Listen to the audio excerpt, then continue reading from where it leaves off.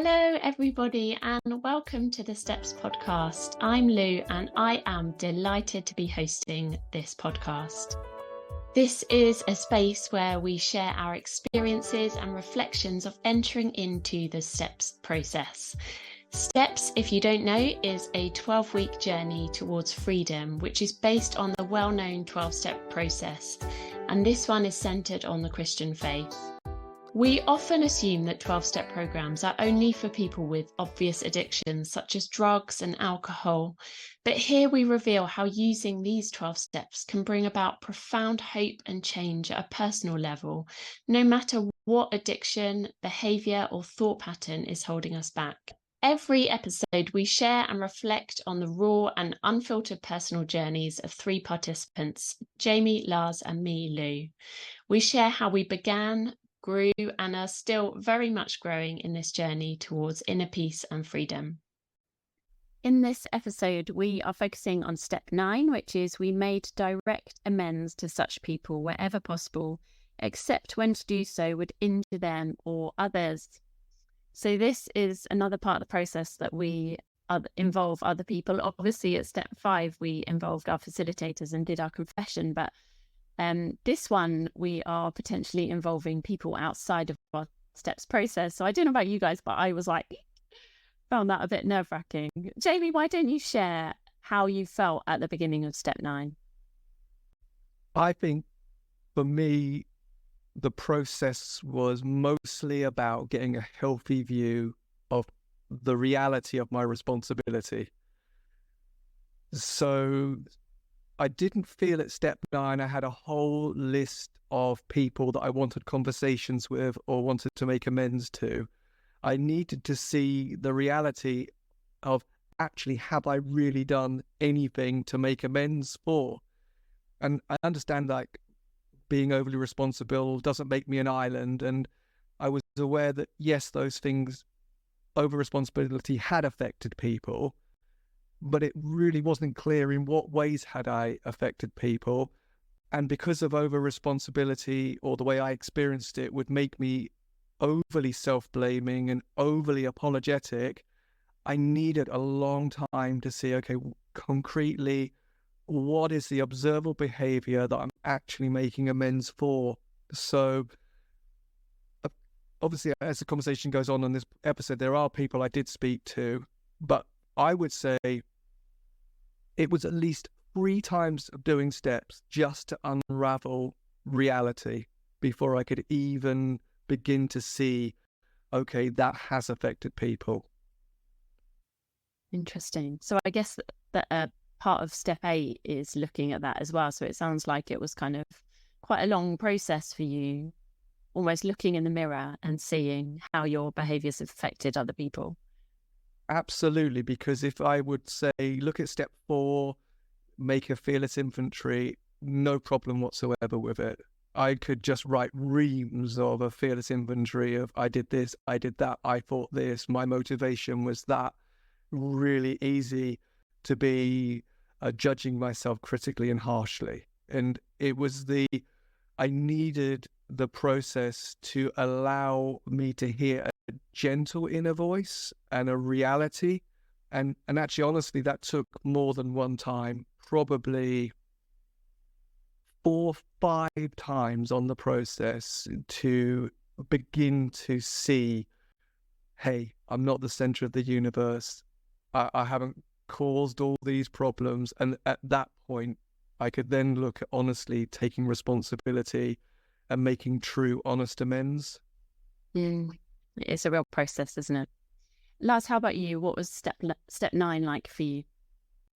Well, to me, it was terrifying, to be honest, on the one hand, because I knew very much how I had harmed people, at least partially, with my behavior. So anger was part of my whole deal.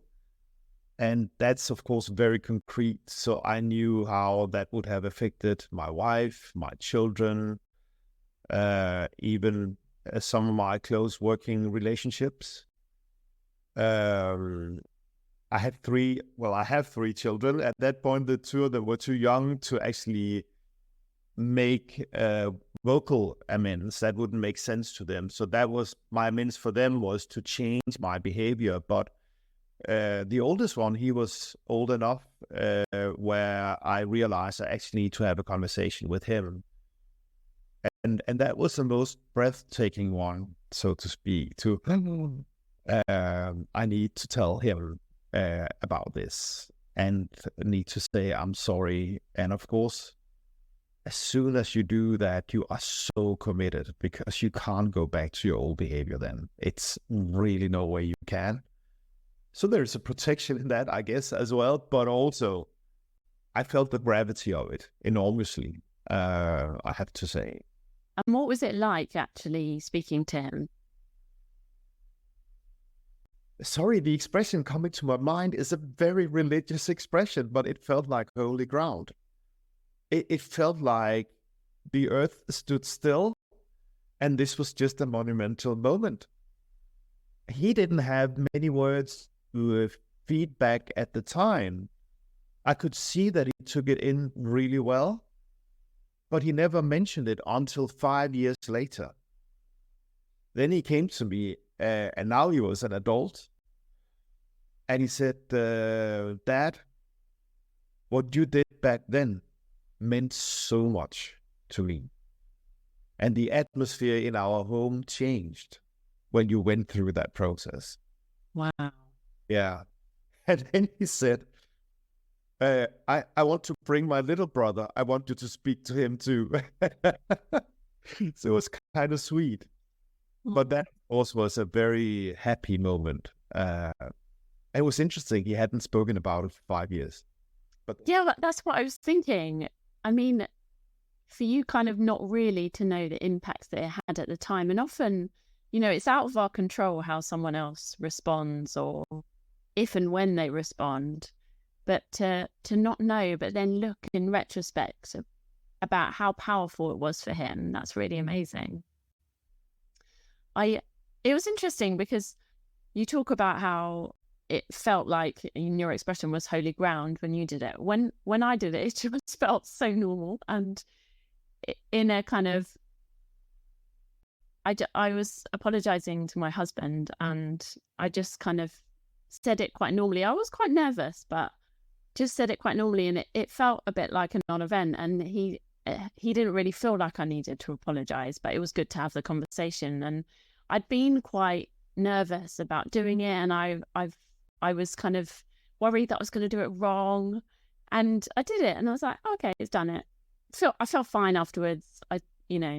And I guess it did feel a bit of a non-event, but I was glad that I did it, and I felt like it was significant because I guess, as I said earlier, that the process had been kind of just about me and my relationship with God, and I confessed in front of my facilitator, but otherwise it had been quite a private thing. And to open myself up to someone outside of the steps process who didn't know all the history, I felt quite vulnerable, and I wasn't sure how it was going to go. But I was really glad to have done it. It was quite humbling. But I was relieved that it was over, and it had been something that had been weighing on my mind a bit. And I think I'm someone, as soon as I saw I needed to do it, I was like, right, I've got to do it immediately so I can tick that box. But I think what my facilitator encouraged me to do was to take a bit of time and to write down what I was going to say and to talk it through with her. So it wasn't a knee-jerk reaction. And in retrospect, I was really glad to have had that advice, because I think if I hadn't spoken to her, I probably would have been even more hard on myself than I actually was. So I guess there's an encouragement in there that actually involving someone else in making amends is quite wise. And I guess sometimes it's not always appropriate to speak to the person. Lars, tell us a bit more about your reflections on this. Yeah, but I would just say I totally agree with you, Lou. So I have been doing the same, bringing in another person on my step 9 journey in particular. I still do, even though, of course, now I have quite a bit of experience with the process and also with step 9 for good reasons. I still do, because it simply helps to have another person look at. So what are you planning to do? And just asking some questions, it just clarifies the whole thing. And I remember once where when I was doing my step 8, I realized, oh, there's this guy. I think I owe him money. It's simply something I had forgotten about. The problem was that he was dead. So there was no way I could and I couldn't find out about his family. I tried. So then I asked you could say the one I spoke to, so what do I do? And he was brilliant. So he said, well, what did he really care about? And then I remembered, oh, he cared very much about an orphanage. So he said, why don't you give the money to the orphanage? So it's just, a good example of getting very practical help in a situation like that. And maybe also an example of, at least to me, I try to open the door a little bit more and say, are there other things that somehow have been hidden in my mind that needs to see the light of day when I am here anyways? Let's do a proper cleaning if need be. So, yeah. Yeah, it's a good thing to remember. And I think that can often be a question people ask around, well, how do I make amends if I can't? Maybe whether the relationship is too broken or someone's passed away. And I think you raised a really good point there around maybe there's something creative that we can do around that. So we still make that attempt to make amends. Like, one thing that comes to my mind is writing a letter but not sending it if someone's passed away or if it's not appropriate to contact them. But that's where the facilitator is so helpful. Jamie, part of step 9, making amends, is often making amends to ourselves where we've harmed ourselves. Can you tell us a bit about your process of doing that? What did that look like for you? A big part of it was around identity. And at the root of the behavior was a identity of feeling I always had to be the one who had the answers and the solutions, which manifested then as overthinking, ruminating, analyzing, even kind of a spirituality of rumination, which I called prayer, which tended to be repetitive and cyclical and going around. So a huge part of making amends was step 3, and still is step 3. Will I surrender? And surrender looks like acceptance, and it looks like acceptance of the fact there are things and situations I cannot change, and I need to come to terms with that. I think as well, it's looked like things like when I go on my bike, being restful. It doesn't have to have a double use. It doesn't have to be praying. It can just be I'm on a bike doing exercising and I'm restful. It has had a huge effect actually on my personal relationship with God, not having to start the day with lots of practices, but just being okay to be still. I don't know, watch some football, watch a TV show that I like, and just start the day at a rhythm that's different every day, not feeling I need to do X, Y, and Z to get myself into a place of peace or rest, but I can be at rest because for example, I'm in a relationship with God. There's a real relationship that isn't just a set of activities. So I would say over responsibility looked like restlessness. So making amends to myself looked like the gift of rest, the gift of pausing and stopping and enjoying and relaxing. And did you have a moment where you made amends to yourself, or was it more through the change behavior? It hasn't been an event. It's been more a moment of ebb and flow, feeling, oh, I've slipped back in. Oh, I'm cycling and I'm analysing and I'm ruminating, I'm over-responsible. Oh, amends looks like an adjustment. It looks like going back to something. It looks like being aware that I'm now drifted into not being the spiritual child anymore. Now I'm thinking I'm the adult who that God somehow needs me to come up with solutions and answers. Yeah, that really resonates. It's a lot of my experience. And Lars, what about you? Was there a point at which you made amends to yourself? Yeah, there was actually. As I talked about earlier on, I was working on pride. And I then asked myself the question when I came to step 9, what is the best antidote I have experienced when it comes to this prideful behavior, which meant that I saw God as a harsh judge. I was very critical towards myself, and as a result, very critical towards others as well. So I simply just asking myself that question. So when I look back, what has been the best antidote? And I realized for me, the best antidote was back then something that I experienced the year before, which was going on a retreat, a silent retreat. Place where I was for, I believe, 4 or 5 days, totally offline, with people who were praying all the time. We didn't speak to one another, but we went to small services throughout the day, lots of walks in beautiful nature. And then I had a spiritual director who then spoke to me half an hour every day and gave me a scripture to kind of think about and pray about. It was that sort of thing.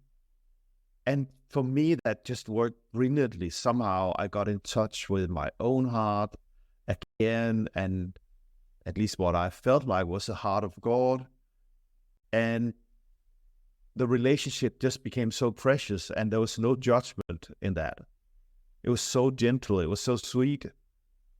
And somehow that really was cleansing to my system when it came to carrying these wrongful images of God and myself and others, and had kind of long effects after I had been on the retreat. It was simply felt in my system. So I then consequently made the choice in terms of making amends to myself, that my way of making amends would be the decision to go on a retreat at least once every year.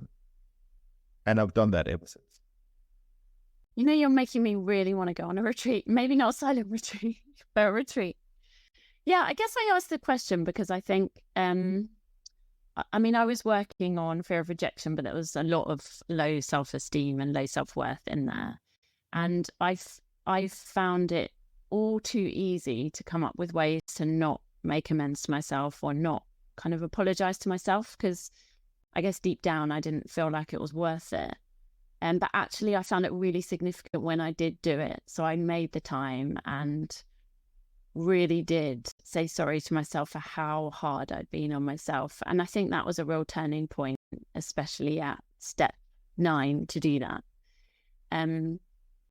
So yeah, I guess that's just an encouragement to really, we can so easily focus on, oh yeah, I've upset that person, I've done that. But actually, what have we done and what harm have we done to ourselves? But kind of linked to that, I want to talk briefly about justice, because I will admit there is part of me at step 9 that's like, well, they've done this, and this. Like, why should I apologize for this small thing? And this sense of, like, I guess, injustice over it. And I'm keen to hear what your experience is of that and how you've worked through that. So, Jamie, let's start with you. I guess on a good day, I think I'm the one who's trapped, and amends is not about justice, but about being free.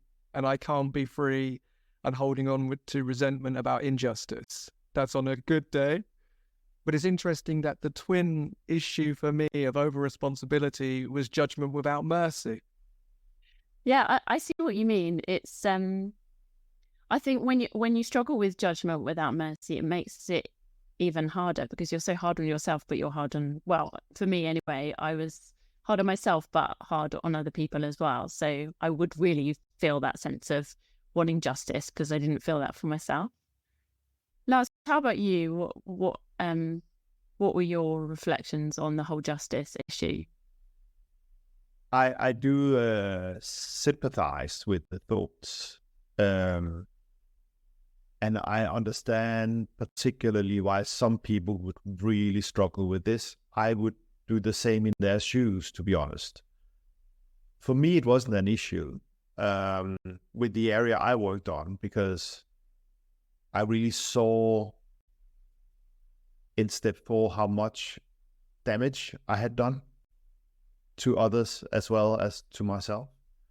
So therefore, I personally didn't feel the injustice of it. But I really do understand, for example, people who have been violated in different ways and so on. Of course, it feels extremely unjust. What we try to remember on steps is that we are really not dealing with justice in that respect. We are staying on our own side of the court. We are only dealing with our own stuff. And by dealing with our own stuff, we are not saying what that person did to me is okay. We are not saying that at all. We are only taking the responsibility for the things that we need to take responsibility for. So I think that is an important part of the whole process. Yeah, I think that's so helpful, because we're not going to another person saying, I've disconnected from you because I don't trust you. I'm sorry. We in some situations, amends might look like switching love back on in your heart, or deciding that in this relationship, connection looks like this. It's safe for me to connect in that way, or I'm going to make more effort or more contact. Or, so it's not saying about thoughts. I had a thought about somebody, because that would be probably very damaging. But it might be that you could notice a concrete moment where the activity looked like something. Yeah, absolutely. And making amends doesn't mean that we don't need to put in boundaries. So it could be that we make amends with someone, but we don't suddenly become their best friend, or expect a relationship to necessarily change in practice, but it's more about making peace with the other person, which I found quite helpful to remember. I'd like to say as well, as the process went on, for me, amends did look like conversations with people too. And I think what steps did was produce good soil that made me more open and aware. And actually, I realized one of the things was less defensive. So someone could, particularly say my family, where I think amends was, my girls could say, oh, you're not always very present, or you always seem to be on the move somewhere and you're not very still. And the process made me able to say, I see, you're right, I'm sorry. And amends look like pausing and not always looking like I'm 1 foot somewhere else. So definitely I found amends grew easier in normal life. And the other thing I was really surprised by was how amends looked like speaking up. It meant being in meetings suddenly and having an opinion that might be a bit more risky, saying things clearly and kindly. That was what amends looked like. It didn't look like going to everybody saying, sorry, I've not spoken, but it looked like I am now speaking and I'm now going to be clear and kind in new ways. And I would say on that making amends and having new behaviors and new attitudes and new practices isn't always easy, because in one sense, as we make amends and we step into new levels or measures of freedom and greater expression of who we are, it's not always easy for the people around us to know what to do with us as we're stepping into new measures of freedom. So we sometimes find ourselves playing a role or living according to a certain script. And then we say, actually, at step 9, I'm making amends for that. I'm not reading from that script anymore. And I am going to progressively be different. That's not always easy for the world around us. No, it definitely isn't. And I was thinking, as you were talking about, I love how step 9 goes into step 10, because step 10 is about looking at your rhythms and behaviors and things that you want to change. And one of the things that I've always been a bit nervous about in step 9 is that, okay, well, I make amends, but I'm probably going to screw up next week or do something wrong again. And how does that work? And then I remember, well, it's okay to be back at step 1, step 2, step 3. It's not a linear process in that respect. Lars, what would you say as a kind of final encouragement to anyone who is at step 9? Well, I think you actually said it well, Lou, that you're not done when you are at step 9. In a way, all the previous steps are at work in you, and there's still territory to explore, which is what we are coming to next time, step 10, where, as you say, we look at the rhythms. How are we going to find ways of living that improves quality of life, improves my way of walking in peace with God, myself, and others? So my advice is be very gentle with yourself, be very kind to yourself, and actually just celebrate. If you're listening to this, celebrate that you're listening to this. It means that you're taking yourself seriously and you're taking life seriously. It's a good thing. If you're doing the course or you are in the process in any way, celebrate that. It's a good thing. Absolutely. Hear, hear. And Jamie, any encouragement from you? I would say a huge thing in step 9 is being willing to change your mind and have another thought is huge. It's such an amazing gift to suddenly be aware. And even if you become aware and you think, wow, I need to change my mind on this, I need to have another thought on this, but I don't even know how, it's great. Like Lars was saying, celebrate the fact that you can see, I need another thought, I need to change my mind, and then go all the way back to step 1 and say, higher power, God, I'm powerless over this. How on earth is another thought, another way of seeing going to be outworked in my life? I'm going to need your help. And I surrender to the idea I'm willing to be made willing to change my mind and have another thought. I just think the process is a dynamic, relational process, which actually, interesting, is actually a light burden and easier than we often realize. It's very true. Well, thank you. I'm really looking forward to next time because we're talking about step 10, which I particularly enjoy. Step 10 is we continue to take a personal inventory and when we were wrong, promptly admitted it. So I'm looking forward to us chatting about that next time. But before we finish, Lars, why don't you share the serenity prayer? Happy to. God, grant me the serenity to accept the things I cannot change, the courage to change the things I can, and the wisdom to know the difference. Amen. Amen.